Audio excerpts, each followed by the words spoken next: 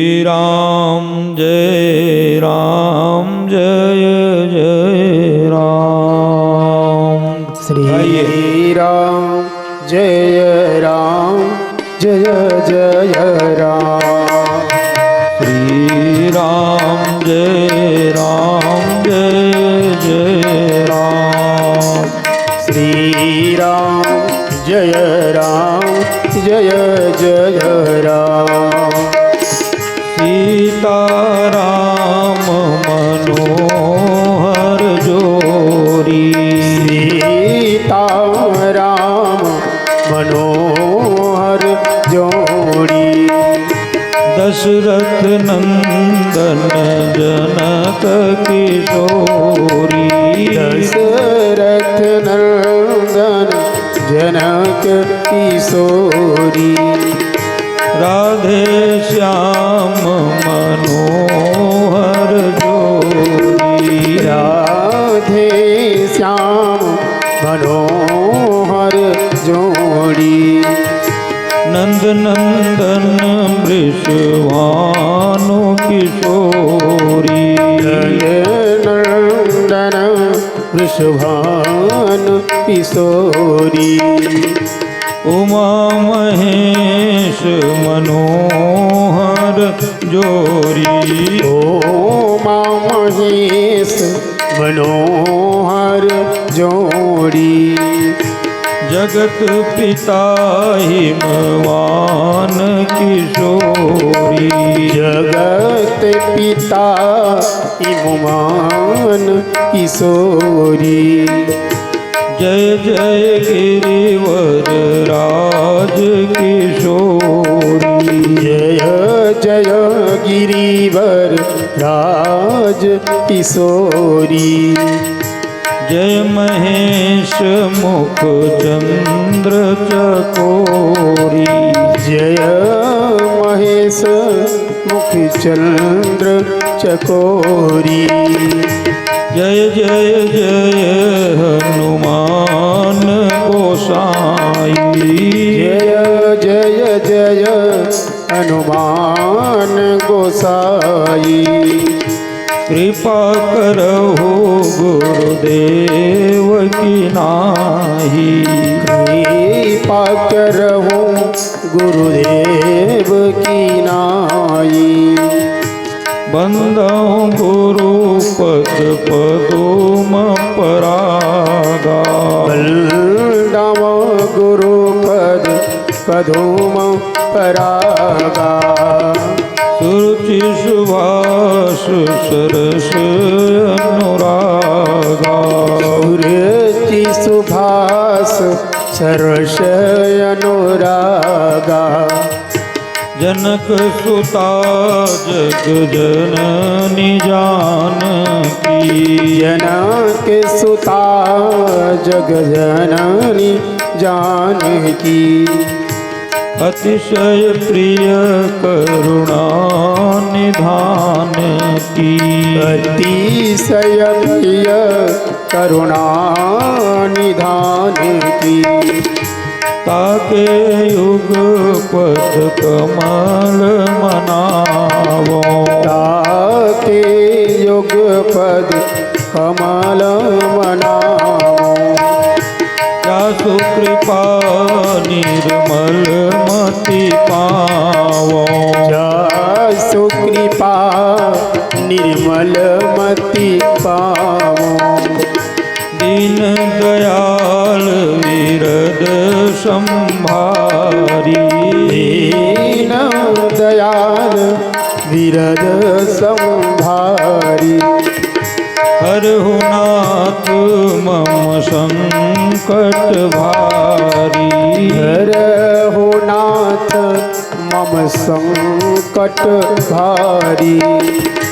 कौशल्या के प्यारे राम। कौशल्या के प्यारे राम। दशरथ राज दुलारे राम। ओ दशरथ राज दुलारे राम। भक्त भक्तों के रखवारे राम। भक्तों के रखवारे राम। श्री राम जय जय राम। श्री राम जय जय राम। बोलो श्री राम जय राम। बोलो श्री राम जय राम। बोलो श्री राम जय राम। बोलो श्री राम जय राम। बोलो श्री राम जय राम। बोलो श्री राम जय राम। बोलो श्री राम जय राम।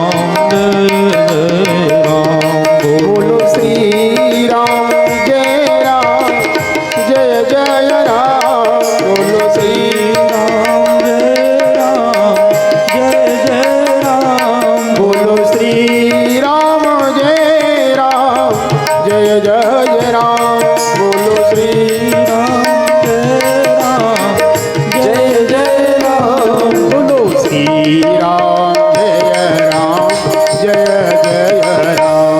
बोलो श्री राम जय राम। बोलो श्री राम जय राम। बोलो श्री राम जय राम। बोलो श्री राम जय राम। बोलो श्रीमद् भागवत महापुराण की जय। जगदम्बा भवानी की जय हो। परम मंगलमय कारण करुणा वरुणालय भक्तवांछा कल्पतरु पीताम्बरधारी तड़ित विनिंदित वैदिक शास्त्र के सर्वोच्च ग्रंथ तेने वांग्मय प्रतिमूर्ति श्रीमद् भागवत महापुराण के चरणों में कोटि कोटि वंदन है। आवाहित देवी देवताओं के चरणों में कोटि कोटि वंदन है। समुपस्थित श्रोत्रवृंद भक्तजन गंधर्वगण सुवासिनी वृंद जमात्रीगण आचार्य जी श्री पारायण के आचार्य जिनके मार्गदर्शन में यह कार्यक्रम हो रहा है श्री दिनेश प्रसाद तिवारी श्री नाना जी, ग्रामाचार्य श्री केसरी शरण तिवारी जी, परीक्षित के रूप में श्री सरोज कुमार कौशिक जी, श्रीमती रीनाबाई कौशिक जी एवं ईश्वर राम कौशिक जी, श्री अम्बिका कौशिक जी एवं समस्त कौशिक परिवार के द्वारा श्री अजय कौशिक की पावन पुण्य स्मृति में यह भागवत कथा का आयोजन आपके धर्म नगरी भाट पुंडेरा में होने जा रहा है। यह कथा का द्वितीय पुष्प भगवान राधा माधव के चरणों में सादर समर्पित है। बाहर से आए हुए अभ्यागत आगंतुकों का आयोजक परिवार की ओर से अभिनंदन है, स्वागत है और व्यासपीठ से हमारी मंगल कामना है कि आप सभी के अंतःकरण में भगवान की भक्ति उमड़े, क्योंकि भगवान को तो भक्ति प्रिय है। भक्ति प्रियो माधव, और उस भक्ति के कारण भगवान कभी अपने भक्तों के लिए मछली बन जाते हैं तो कभी कछुआ बन जाते हैं, कभी नरसिंह बन जाते हैं तो कभी वराह भगवान बन जाते हैं। कल तो पृथ्वी के उद्धार करने के लिए भगवान जो है सूकर अवतार लिया, भगवान का बराह बन गए भगवान माता पृथ्वी के उद्धार करने के लिए, और अपने दांत में रख करके माता पृथ्वी का उद्धार किया। और वहीं से फिर मैथुनी सृष्टि का मनु और शत्रुपा के द्वारा प्रारंभ हुआ कि स्वयंभो मणि और शतरूपा और जिन देव है नर सृष्टि अनूपा। मनु और शत्रुपा के द्वारा मैथुनी सृष्टि का आरंभ हुआ। वाणी से माता सरस्वती को प्रकट किया और अपने संकल्प मास्त्र से 10 ऋषि कुमारों को उत्पन्न किए हैं। छाया से करदम जी का प्रागट्य हुआ। कल हम बताए ना ये सब कथा कि सृष्टि का निर्माण कैसे हुआ कि भगवान नारायण को जब इच्छा हुई कि हम जब एक से अनेक हो जाएं, तो उनकी नाभिक से कमल का प्रागट्य हुआ और कमल से ब्रह्मा जी का प्रागट्य हुआ और ब्रह्मा जी से फिर मनु और शत्रुपा रुद्र भगवान का प्रागट्य हुआ, माता सती का प्रागट्य हुआ। ये सब प्रागट्य की कथा सृष्टि के निर्माण की कथा सब आप सबको बताया गया। तो भगवान की कथा जबन हराम राम कहीं तर गए, सबरी सदन कसाई, और सुआ पढ़ावत गणिका तर गई, सुआ पढ़ावत गणिका तर गई। अहिल्या मीरा बाई, ध्रुव प्रहलारे, ध्रुव तारे प्रहलाद उबारे, और गजराज उबारो हैं, और चरण पखारत केवटा तर गए। भगवान के चरण को पखारने से केवट का उद्धार हो गया। अति अनुराग उमगे अनुरागा, चरण सरोज पखारन लागा। भगवान के चरण को धो करके केवटा तर गया। तो भगवान की भक्ति में जो आगे बढ़ते हैं, भगवान की जो भक्ति करते हैं, जो सत्संग करते हैं, तो भगवान उसका उद्धार करते हैं। भगवान की भक्ति इस मानव के शरीर से ही प्राप्त किया जा सकता है। अन्य भी जितने भी जीव है सभी में खाना पीना निद्रा ये सभी वस्तु समान रूप से पाई जाती हैं। केवल मानव शरीर ही एक ऐसा शरीर है जिससे भगवान को प्राप्त किया जा सकता है, भगवान की भक्ति की जा सकती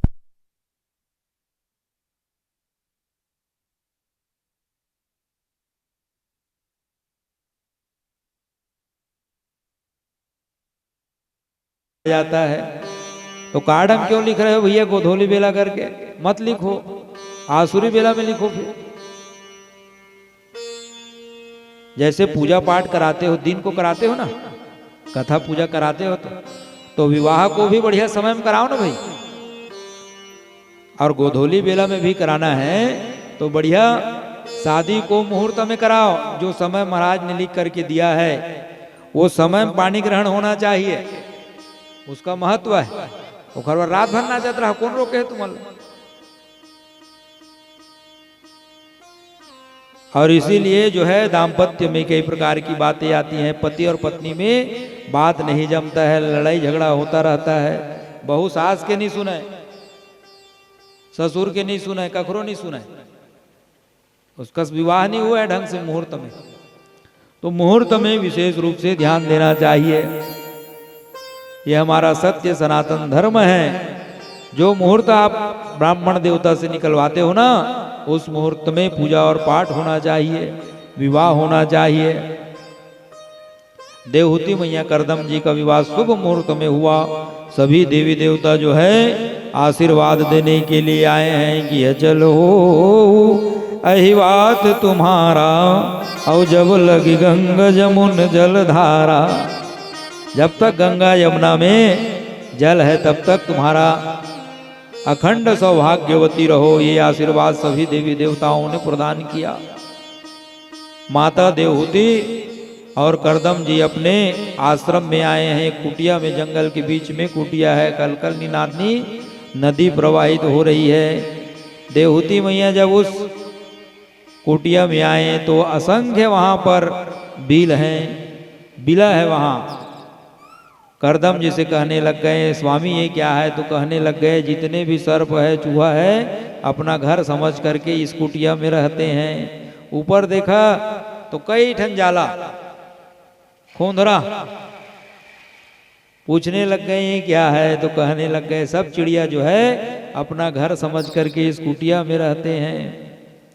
खिड़की से जब झांक करके देखी देवहूति मैया तो हिरण और शेर एक ही घाट में पानी पी रहे थे। करदम जी की तपस्या के कारण वहां के पशुओं में भी हिंसा की भाव खत्म हो गया था। और 2 फीट का जो जगह है देवी, यहाँ पर बैठ करके मैं भगवान का भजन करता हूँ, मुझको और ज्यादा की कोई आवश्यकता नहीं है। ऐसे करदम महात्मा जो है भगवान की समाधि करने लग गया। विवाह होते ही समाधि में लग गया। देवहूति मैया कभी आरती कर देते, कभी कपड़े से पोंछ देते, कभी पूजा करने लग जाते हैं। 40 वर्ष हो गया और 40 वर्षों से करदम जी जो है तपस्या करने लग गए, भगवान के समाधि में बैठ गए हैं। ऐसे पत्नी है आज के समय में 40 वर्ष तक जो है पति की सेवा कर रहे हैं। और पति क्या कर रहे हैं? तपस्या कर रहे हैं, भगवान का ध्यान कर रहे हैं। ऐसे देवहूति मैया। पत्नी का सबसे बड़ा धर्म क्या है? पतिव्रता धर्म है। सबसे बड़ा धर्म क्या है? पतिव्रता धर्म है। अपने पति को ही सब कुछ मान लेना। गुरु भी पति है, माता पिता भी पति हैं, सब कुछ पति को ही सब कुछ मान लेना ही स्त्रियों का सबसे बड़ा धर्म है, पतिव्रता धर्म। एक ही धर्म एक व्रत नेमा, एक ही धर्म एक व्रत नेमा, एक ही धर्म एक व्रत नेमा, एक ही धर्म एक व्रत नेमा, एक ही धर्म एक व्रत नेमा, एक ही धर्म एक व्रत नेमा, काय वचन मन पति पद प्रेमा, काय वचन मन पति पद प्रेमा, एक ही धर्म एक व्रत नेमा, काय वचन मन पति पद प्रेमा। पति के चरणों में ही प्रेम करना ये स्त्री का सबसे बड़ा धर्म है, पतिव्रता धर्म है। दूसरे पुरुष को पिता के समान, भाई के समान और बेटे के समान देखना चाहिए, यही पतिव्रता धर्म है। ऐसे देवहूति मैया पतिव्रता धर्म का पालन करने लग गए। 40 वर्षों के बाद जब करदम जी की समाधि जगे तो देवहूति मैया बूढ़ी हो चुकी थी। कहने लग गए देवी आप कौन? तो कहने लग गया कि 40 वर्ष पहले आपका और मेरा विवाह हुआ था। मेरा नाम देवहूति है, मेरे माता पिता का नाम मनु और शत्रुपा है। तब करदम जी को याद आया कि मेरी विवाह 40 वर्ष पहले हो गया था और भगवान ने मुझको वरदान दिया है कि करदम जी आपके घर में पुत्र बन करके आऊंगा। दिव्य कामत विमान का निर्माण किया, कामना से उड़ने वाले विमान। डीजल और पेट्रोल की कोई आवश्यकता ही नहीं है करदम जी ने। और उस कामत विमान में बैठ करके सरोवर में स्नान किया। संख्य दास दासियां प्रकट हो गए। ऋषि जो रिसर्च करे उसी का नाम तो जो ऋषि है। सरोवर में उपटन लगा करके माता देवहूति को स्नान कराया गया। 16 वर्ष की युवती के समान पूरा जो शरीर है दमकने लग गया। दिव्य दाम्पत्य प्रारंभ हो गया। कई हजार वर्षों तक गृहस्थ के सुख को भोगने लग गए। और कालांतर में माता देवहूति के गर्भ से 9 कन्याओं का जन्म हुआ। ये 9 कन्या क्या है? यही नवधा भक्ति है। और जहाँ नवधा भक्ति होता है वहीं भगवान का प्रागट्य होता है। नवधा भक्ति आप लोग पढ़ते हो ना रामायण में। प्रथम भगति संतन कर संगा, प्रथम भगति संतन कार संगा, प्रथम भगति संतन कर संगा, प्रथम भगति संतन कार संगा, प्रथम भगति संतन कार संगा, प्रथम भगति संतन कार संगा, दूसर रति मम कथा प्रसंगा, दूसर रति मम कथा प्रसंगा, प्रथम भगति। प्रथम भक्ति क्या है? संतन कर संगा, संतों का संग करो। दूसर रति मम कथा प्रसंगा, भगवान की कथा में कथा को श्रवण करो। ये दूसरी प्रकार की भक्ति कहा गया है। शतानि 10 कन्यायाम 9 कन्याओं का जन्म हुआ। उस 9 कन्याओं का जब दर्शन 9 कन्याओं का जन्म हुआ, करदम जी कहने लग गए कि देवी 9 कन्याओं का जन्म हो गया है, अब मैं जंगल में जाकर के भगवान का भक्ति करूंगा। तो देवहूति मैया कहने लग गई 9 बेटी के विवाह हो गए हैं, 9 बेटी के विवाह कर दूंगा, सब दमान ले जाएंगे तो फिर तो मैं अकेली की अकेली हो जाऊंगी। मोर मेर कौन रही, 9 बेटी तो सब दमान के साथ चल दी, ससुराल चल दी, अकेला का अकेला। तब करदम जी को याद आया कि भगवान ने मुझको वरदान दिया है कि मैं आपके घर पुत्र बन करके आऊंगा। और कालांतर में माता देवहूति के गर्भ में भगवान का ज्ञान अवतार कपिल नारायण भगवान गर्भ में आए हैं। और भगवान जब से गर्भ में आए हैं तो अनेकों प्रकार से शुभ और शुभ होने लग गया, अनेकों प्रकार से मंद सुगंध हवा चलने लग गई। जा दिन ते हरि गर्भ ही आए, जा दिन ते हरि गर्भ ही आए, जा दिन ते हरि गर्भ ही आए, जा दिन ते हरि गर्भ ही आए। सकल लोक सुख संपत्ति छाए, सकल लोक सुख संपत्ति छाई। जिस दिन से भगवान आए हैं उस दिन से अनेकों प्रकार से शुभ शुभ होने लग गया, अनेकों प्रकार से मंगल होने लग गया। और कालांतर में माता देवहूति मैया के गर्भ से भगवान का ज्ञान अवतार भगवान कपिल नारायण का प्रागट्य हुआ। उस समय तमाम देवता दुमदुभी बाजा बजा करके भगवान कपिल नारायण के ऊपर पुष्पों की वर्षा करने लग गए। बोलो कपिल नारायण भगवान की जय हो। कपिल नारायण भगवान को देखने के लिए, दर्शन करने के लिए ब्रह्मा जी आए अपने 9 ऋषि पुत्रों को लेकर के। भगवान कपिल का दर्शन किए हैं, प्रणाम किए हैं। और करदम जी से कहने लग गया कि मेरे यहाँ 9 ऋषि पुत्र हैं और आपके यहाँ 9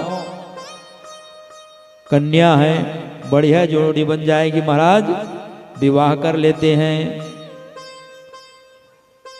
तो करदम जी और देवहूति मैया के 9 पुत्रियों का विवाह ब्रह्मा के 9 मानस पुत्र नारद जी को छोड़ करके उन 9 मानस पुत्रों के साथ में हुआ। मरीचि का विवाह कला देवी के साथ में, अत्रि का विवाह अनुसुईया मैया के साथ में हुआ, वशिष्ठ जी का विवाह अरुंधति देवी के साथ में हुआ, भृगु का ख्याति देवी के साथ में, अथर्वण का विवाह शांति के साथ, कर्दू का क्रिया के साथ, पुलत्स का विवाह हरभु के साथ, पुलह का गति के साथ, अंगिरा का श्रद्धा के साथ में विवाह प्राप्त हुआ। भगवान किसको प्राप्त होता है कि धर्म धुरंधर गुण निधि ज्ञानी और हृदय भगति भति सारंग पानी। ब्रह्मा के 9 पुत्रों के साथ में करदम जी के 9 पुत्रियों का विवाह हो गया। सभी कन्याएं अपने अपने ससुराल को चले गए हैं। अब कहने लग गया करदम जी की देवी 9 कन्या बेटी बन के मैं विवाह कर दूं और एक बेटा है आपके पास भी रहने के लिए, कपिल नारायण भगवान। अब मैं जंगल में जाकर के तपस्या करूंगा। और हम सबको शिक्षा प्रदान किया गया। कपिल जैसे भगवान का अवतार है, भृगु वशिष्ठ जैसे उनके दामाद है, हर प्रकार की कामद विमान है करदम जी के पास, लेकिन सबको छोड़ करके भगवान की भक्ति करने के लिए जंगल में चले गए हैं। क्या शिक्षा प्रदान किया कि हमारा जब चौथापन आ जाए, जीवन भर कमा रहे हैं, 8 घंटा कमाओ, 8 घंटा बढ़िया सो और 8 घंटा भगवान की भक्ति करो।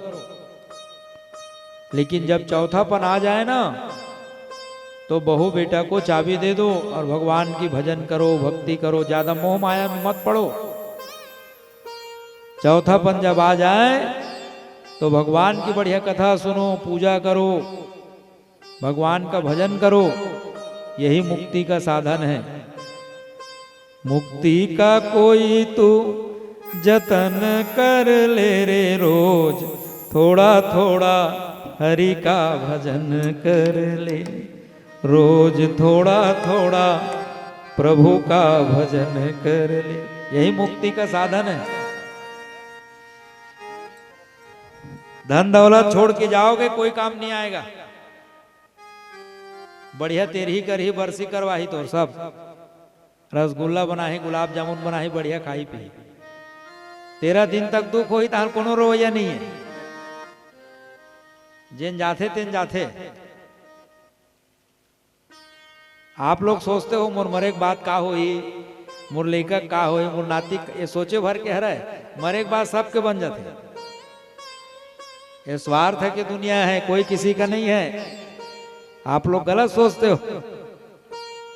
भगवान की भक्ति है, जो तीर्थ यात्रा कर रहे हो, भगवान की कथा श्रवण कर रहे हो, दान कर रहे हो, यही आपके साथ में जाएगा, यही आपकी पूंजी है। आओ सब कुछ जाने वाला नहीं। एक 8 आन मुंदरी पहने रे तेरोल निकाली, खींच खींच के निकाली, सब काम आई है। खाली हाथ आए भैया, खाली हाथ जाएंगे। इसीलिए भगवान की कथा को श्रवण करो, भगवान की कथा सुनो, भजन करो भगवान का। करदम जी जंगल को चले गए भगवान का भजन करने के लिए। देवहूति मैया जो है कपिल नारायण भगवान के पास में गए हैं। ये सांख्य शास्त्र का ज्ञान प्रदान किया है। 5 ज्ञान इंद्रियां, 5 कर्म इंद्रियां, 5 महाभूत, 5 तन मात्राएं, मन बुद्धि चित्त और अहंकार, ये 14 तत्व हैं जिसकी गणना सांख्य शास्त्र में किया गया है कि सांख्य शास्त्र निज प्रगट बखाना और तत्व विचार निपुण भगवाना। 5 प्रकार की ज्ञान इंद्रियां क्या है? आँख है, कान है, नाक है, जीभ है, त्वचा है, यही ज्ञान इंद्रियां हैं। कर्म इंद्रियां जिससे हम कर्म करते हैं, हाथ है, पैर है, वाणी है, मल द्वार, मूत्र द्वार, ये कर्म इंद्रियां हैं। 5 महाभूत क्या है? पृथ्वी, जल, वायु, अग्नि और आकाश, यही 5 महाभूत है। 5 तन मात्राएं क्या है? गंध, रूप, रस, स्पर्श, शब्द, ये 5 प्रकार की तन मात्राएं हैं। तो ये 14 तत्वों का वर्णन किया गया है सांख्य शास्त्र में। देवहूति मैया जो है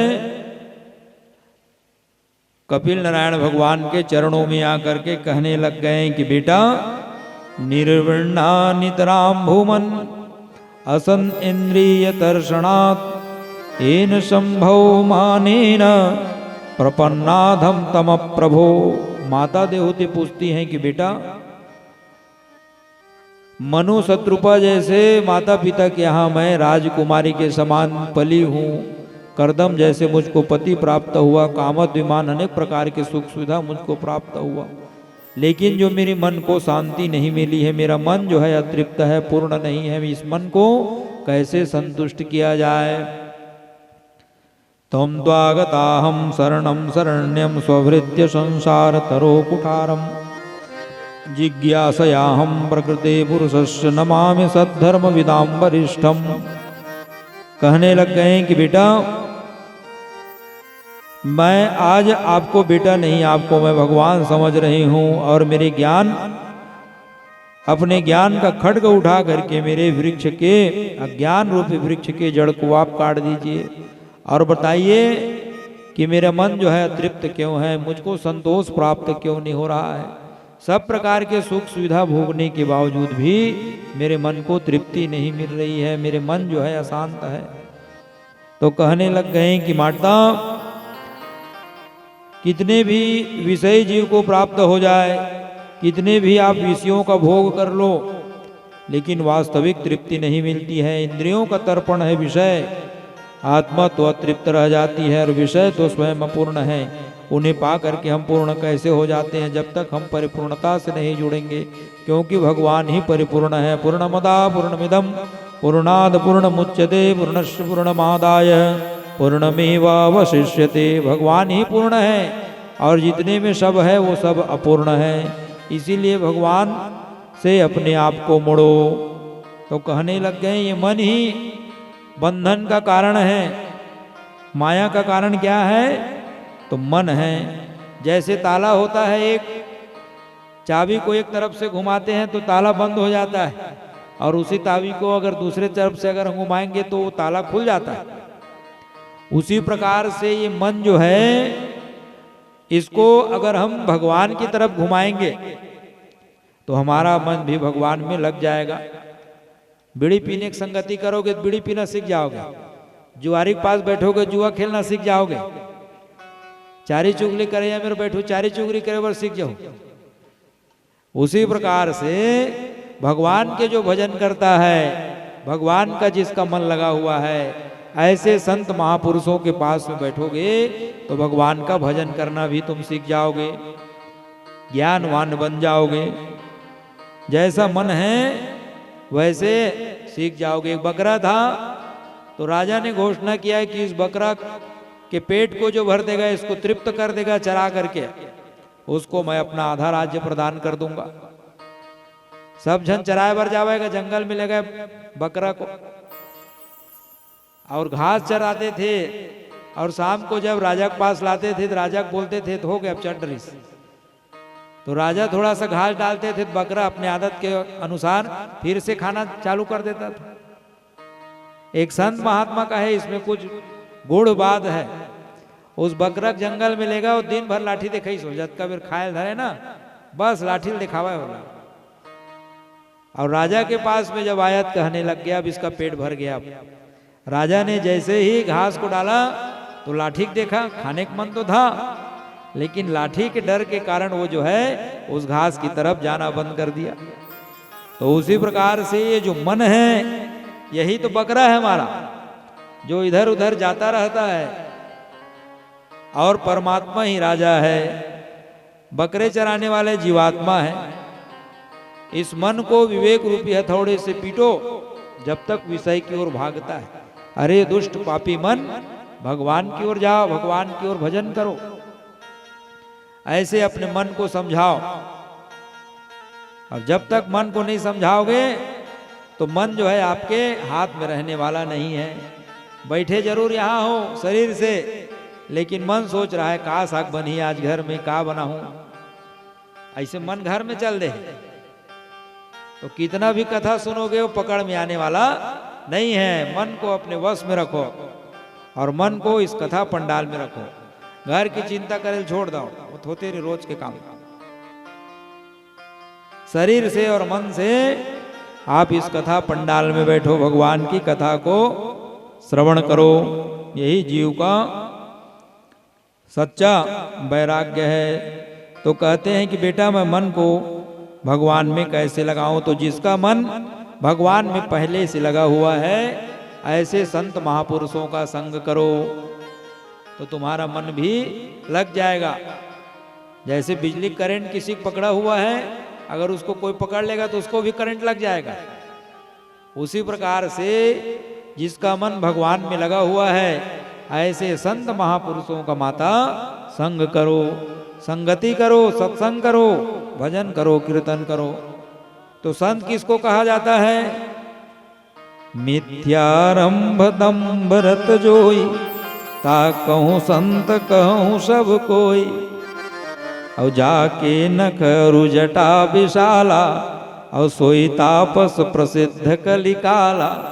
संत किसको कहेंगे? बड़े बड़े जटा बढ़ा लिए हैं और भगवा वस्त्र धारण कर लिए हैं, चिमटा लेकर के घूम रहे हैं, क्या यही संत हैं? तो रूप बनाने से कोई संत नहीं होता है। संत को अंदर से संत होना चाहिए। आप कपड़ा नहीं पहने हो, जो भी कपड़ा आप पहने हो, पैंट है, शर्ट है, उसमें भी आप संत बन सकते हो। संत बनने के लिए कोई भगवा वस्त्र धारण करोगे तभी आप संत कहलाओगे, ऐसा नहीं है। संत का क्या लक्षण बताया गया है? तितिक्षिका कारुणिका सुहृदय सर्वदेहिनाम, अजात शत्रवा शांता साधवा साधु भूषणा। संत का पहला लक्षण क्या है? सहनशील होना चाहिए। छोटे छोटे बात में गुस्सा कर रहा है कोई संत थोड़ी है। संत का पहला लक्षण है सहनशील रहे, करुणा होना चाहिए, सुहृदय होनी चाहिए, और अजात शत्रु होना चाहिए। सबको एक समान जो देखे वे संत हैं। निज प्रभु मैं देख ही जगत के ही सन करहि विरोध। सबको भगवान के रूप में देखना चाहिए, किसी के साथ विरोध नहीं करना चाहिए। जितने भी प्रकृति में हैं ये सोचना चाहिए कि सब वही भगवान हैं, कोई दूसरा नहीं है। इस प्रकार से आप लोग सोचोगे ना तो किसी से झगड़ा नहीं होगा। अब एक बताओ, हमारे मुख में 32 ठो दांत है, अब बीच में क्या है? एक ठो जीभ है। अब कभू कभू भोजन करत करत जीभ कट जाते, नहीं कोई तब वो कभू कभू कटा जाते। तो क्या कोई ऐसा है क्या कि दांत को 2-4 ठो तोड़ दिए हैं कि जीभ लकाड़ दी इसकी? क्या काबर नहीं टोरे हो? कि जान रहे हो जीभ भी हमारा है और दांत भी हमारा ही है। गलती हो गई तो क्या होगा? उसी प्रकार से समाज में, राष्ट्र में अगर किसी से गलती हो जाए तो उसको भी अपना समझना चाहिए। उसके साथ भी गलती हो सकता है, उसको भी अपना मानना चाहिए। सिया राम मैं सब जग जानी, करहूं प्रणाम जोरी जुग पानी। सब में सिया राम भगवान है। के भले नहीं हो कि सिया राम में सब जग जानी, सब में भगवान है। पक्षी है, पशु है, पेड़ है, पौधे है, सब में भगवान है। और कुकुर है, इस तो डंडा धर के मारा था, तो वो में भगवान ही कावर मारा था। कहने से नहीं होता है, उसको जीवन में सुधारना पड़ता है। कपिल भगवान कहने लग गए देवहूति मैया से, मैया ऐसे संत महापुरुषों का संग करो।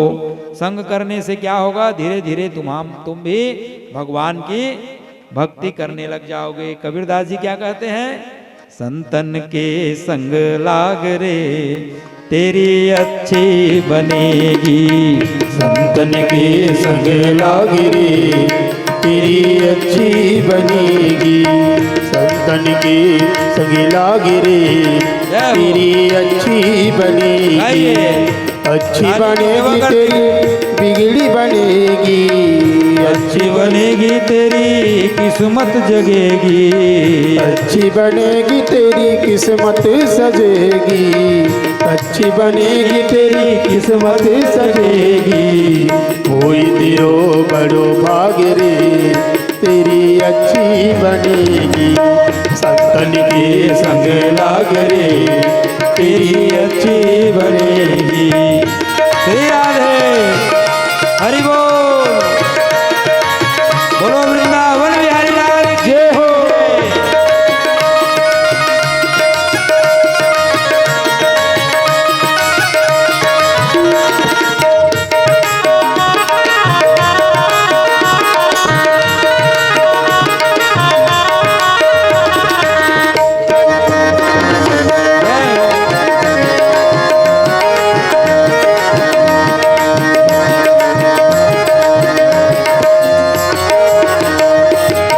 संतन के संग पुण्य कमाई। संतन संग करी पुण्य कमाई। संतन के संग पुण्य कमाई।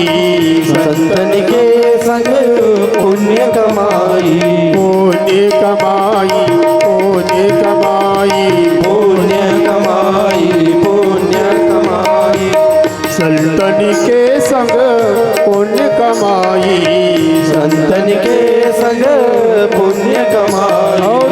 राम चरण अनुराग रे, राम चरण अनुराग रे तेरी अच्छी बनेगी। संतन के संग लाग रे तेरी अच्छी बनेगी।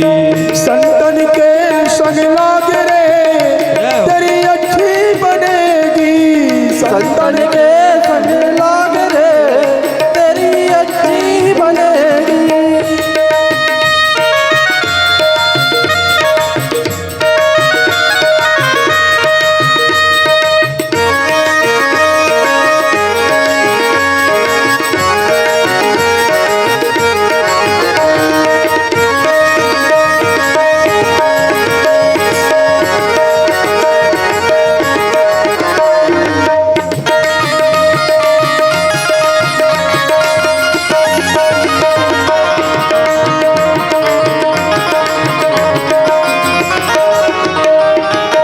ध्रुकी बन गई सुदामा की बन गई। ध्रुकी बन गई सुदामा की बन गई। ध्रुकी बन गई सुदामा की बन गई। ध्रुकी बन गई सुदामा की बन गई। सुदामा की बन गई। सुदामा की बन गई। सुदामा की बन गई। सुदामा की बन गई। ध्रुकी बन गई सुदामा की बन गई। ध्रुकी बन गई सुदामा की बन गई। हरि सुमिरने में लाग रे, हरि सुमिरने में लाग रे तेरी अच्छी बनेगी। संतन के संग लाग रे तेरी अच्छी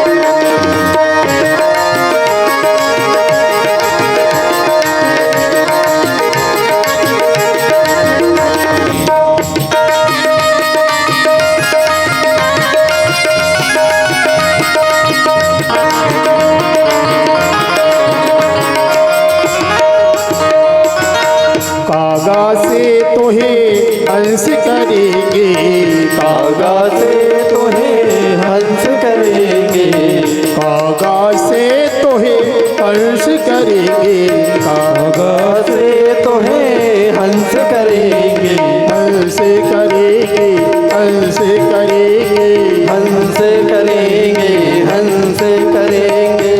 कागा से तुम्हें हंस करेंगे, कागा से तुम्हें हंस करेंगे।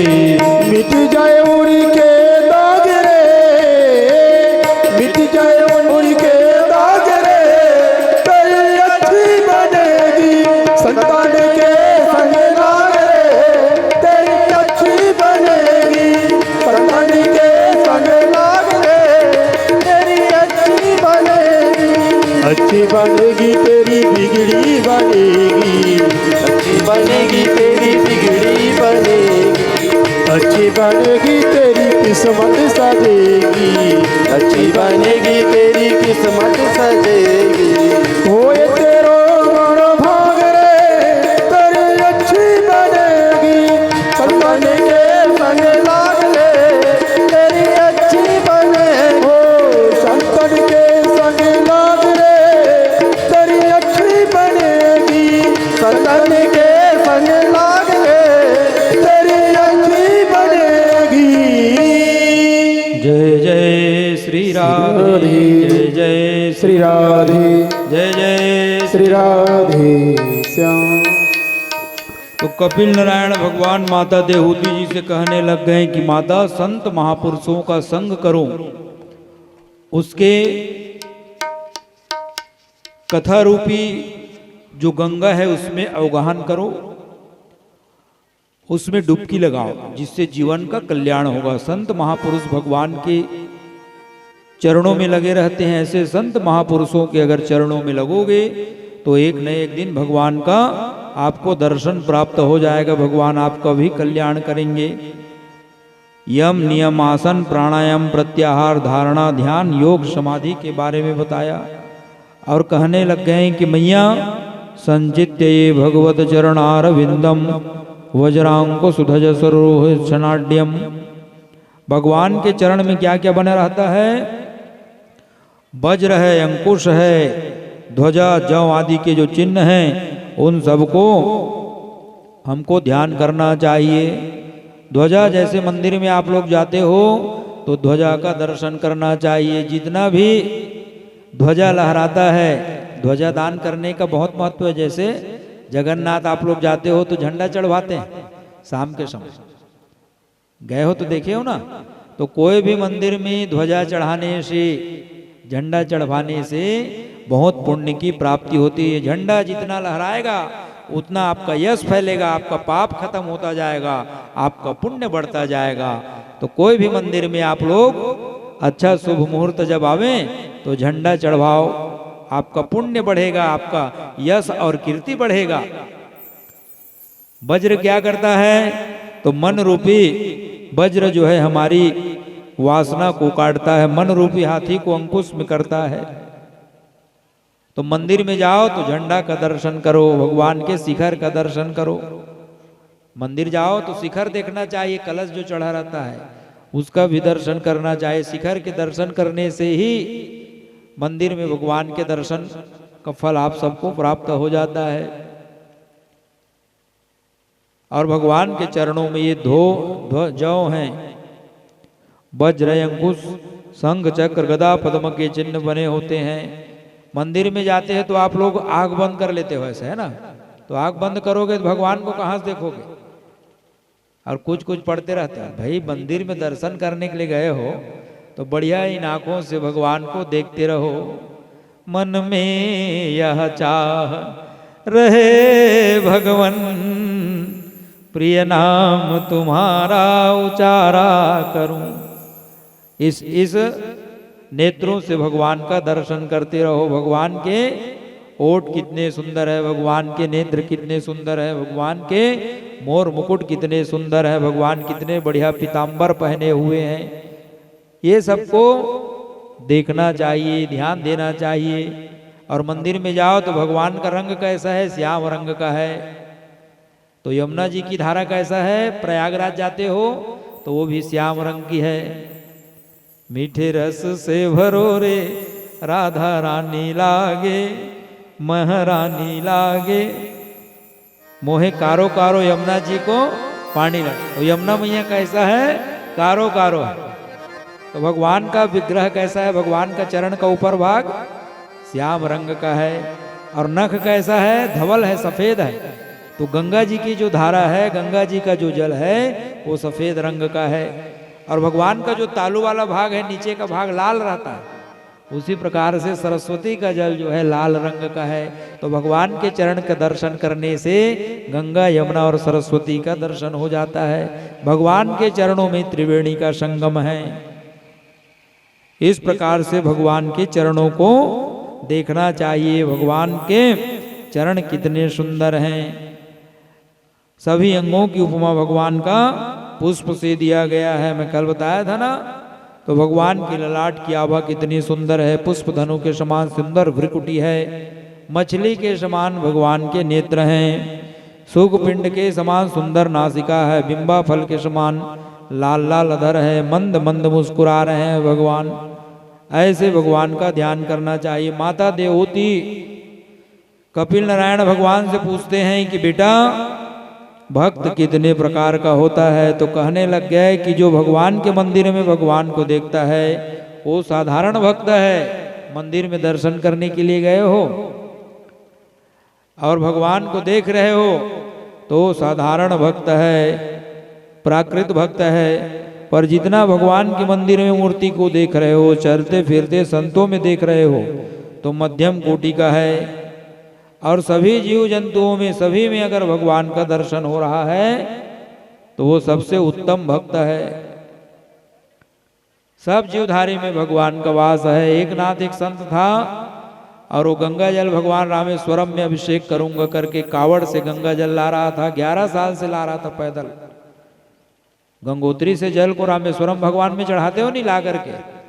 तो एक नाथ जो संत था वो 11 वर्षों से पैदल चल करके कावड़ से गंगा जल ला रहे थे और रामेश्वरम भगवान को मंदिर दिखाई देने लग गया। तो भगवान परीक्षा लेने के लिए गधे का रूप बनाकर किया गया। गधा तड़पने लग गया, मरने लग गया। एक नाथ ने जब इस दृश्य को देखा तो उस गधे को अपने गोद में लिया और जैसे ही उस कावड़ के गंगा जल को उस गधे को पिलाया कि हे रामेश्वरम भगवान, आप गंगा जल को यहीं से ही स्वीकार कीजिए। तो गधे से भगवान रामेश्वरम भगवान शंकर प्रकट हो गए। बोलो शंकर भगवान की जय। और कहने लग गए कि बेटा एक नाथ, तुमने मुझको गधे के रूप में पहचान लिया। तो सभी जीवधारी में भगवान है, सबको भगवान बनाया हुआ है। तो सभी जीवधारियों में जो भगवान को देखता है वो मेरा उत्तम कोटि का भक्त है। एक और भक्त होता है जो किसी भी प्रकार की इच्छा ही नहीं करता है, भगवान की सेवा करता है। राका और बाका पति पत्नी थे और ये जंगल में लकड़ी काटते थे। तो माता लक्ष्मी भगवान से कहने लग गए कि तुम्हारे मित्र, तुम्हारे भक्त है राका और बाका, इसको आप धन दौलत दे देते, भक्ति करता है। तो भगवान विष्णु कहने लग गए कि लक्ष्मी मैं इसको देना चाहता हूं लेकिन ये लेना ही नहीं चाहता है, तो मैं क्या करूं? तो कहने लग गए देकर को तो देखो। तो सोने के मोहर जिस रास्ते से राका और बाका जा रहे थे तो भगवान ने 2-4 मोहर को रास्ते में बिखेर दिया और कुछ मोहर को थैली भर करके रास्ते में रख दिया। जब पति आगे आगे जा रहे थे, राका और उसकी पत्नी पीछे पीछे थे, तो मेरी पत्नी का मन में किसी भी प्रकार की लालच ना आ जाए, उसमें मिट्टी डालने लग गया। पत्नी आकर के कहने लग गए कि हे पति देव, मिट्टी के ऊपर आप मिट्टी डाल रहे हो, दूसरे का धन तो मिट्टी के समान है। राका प्रसन्न हो गया, धन्य हो देवी, तुम तो मुझसे भी आगे निकले हो। जो दूसरे के धन को मिट्टी के समान समझता है, भगवान से कुछ नहीं मांगता है, तो भगवान कहता है कि ऐसे भक्तों के मैं अपने बैकुंठ को छोड़ करके इनके पीछे पीछे मैं भागता हूँ। हम भक्त पराधीना, मैं ऐसे भक्तों का पक्ष लेता हूँ। उतना प्रिय तो मुझको अपनी पत्नी नहीं है जितना मेरे प्यारे भक्त हैं। तो कहने लग गए लक्ष्मी की लकड़ी काटते हैं तो लकड़ी काट करके ही इनकी सेवा कर दो। भगवान सुबह से जाकर के जंगल में जितने भी सूखी लकड़ी थी काट करके रख दिया, इसको बेच करके पैसे कमा लेंगे करके। राका और बाका जब गया तो लकड़ी ढूंढने लग गया, जंगल में कुछ लकड़ी नहीं मिला उसको। कहने लग गए दूषित धन को देखें देवी, तो आज जंगल में एक भी हमको लकड़ी नहीं दिखाई दे रहा है। हमसे पहले कोई दूसरे लकड़ी को काट करके रख दिए हैं और लोग गाड़ी लाने के लिए गए होंगे। जल को पी करके आज हम जीवन यापन करेंगे। ऐसे निरपेक्ष भक्त पत्रम पुष्पम फलम तोयम यो में भक्त्या प्रयक्षति।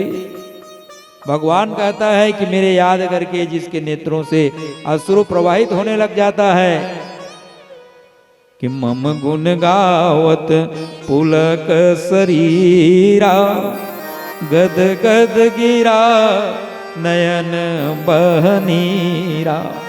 नेत्रों से अश्रु प्रवाहित होने लग जाता है मुझको याद करके।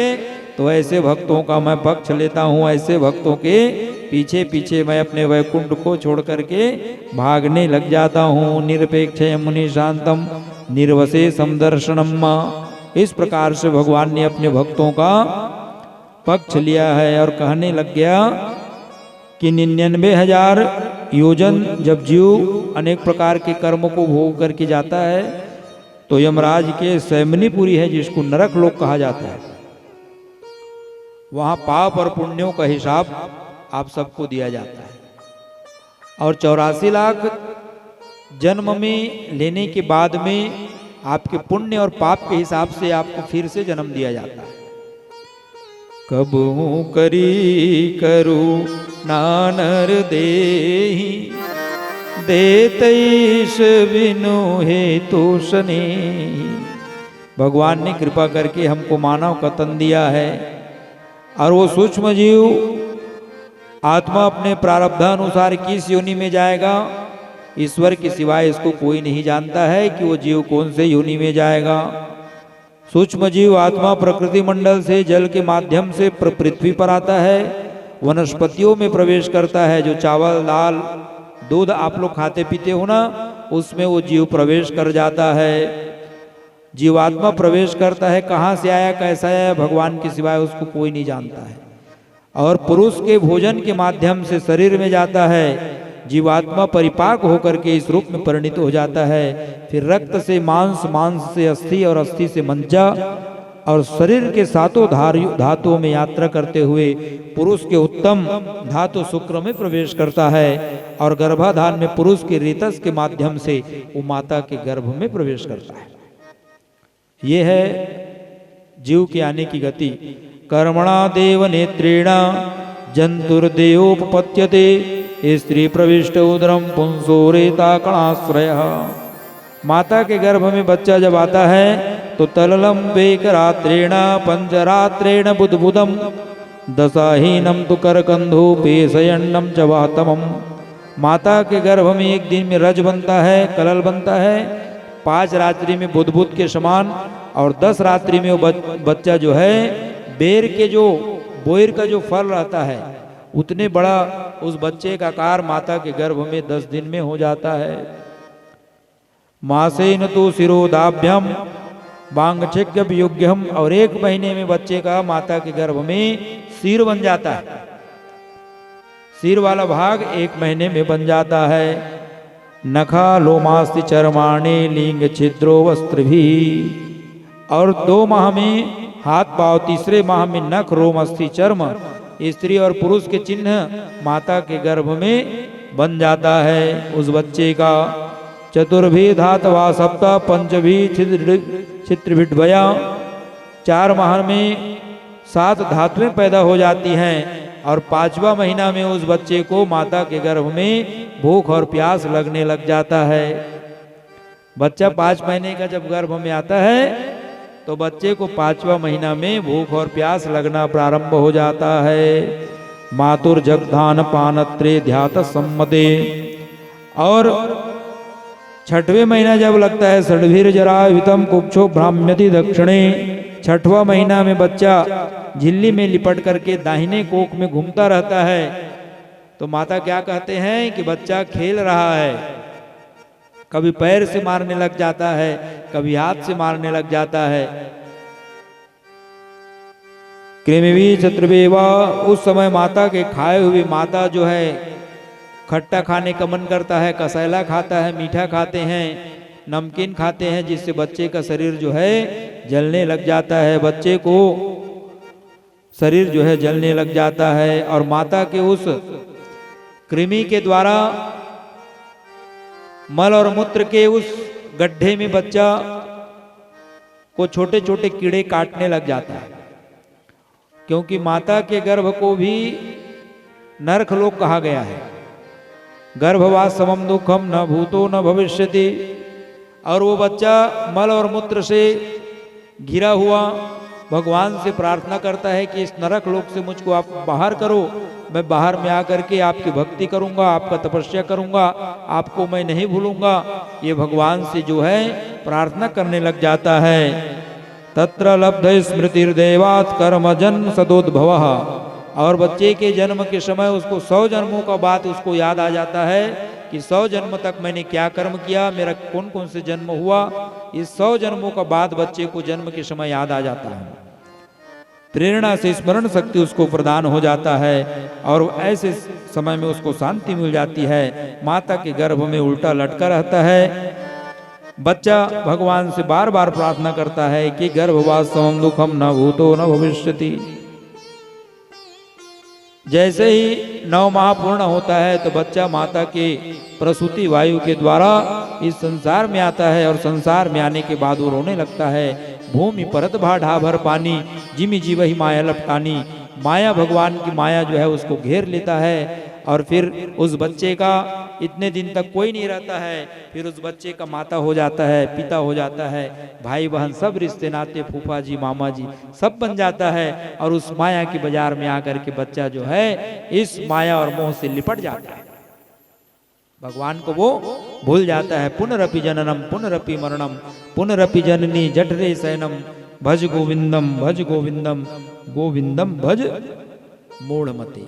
तो बच्चा के जन्म की जो गति है वो भी भागवत जी में बताया गया है। हम एक डॉक्टर के घर में कथा कर रहे थे तो कहने लग गया कि महाराज जो सोनोग्राफी में बताते हैं कि इतने महीना में ये बनता है, वो आपने भागवत जी में सेम टू सेम बताए हो। जो सोनोग्राफी कराते हो उसमें बताते हैं ना, वो कई हजार वर्ष पहले हमारे संत और महात्माओं ने भागवत पुराण में लिख दिया गया है। और वो वही क्रिया आज भी आप सबको दिखाई देता है सोनोग्राफी के माध्यम से।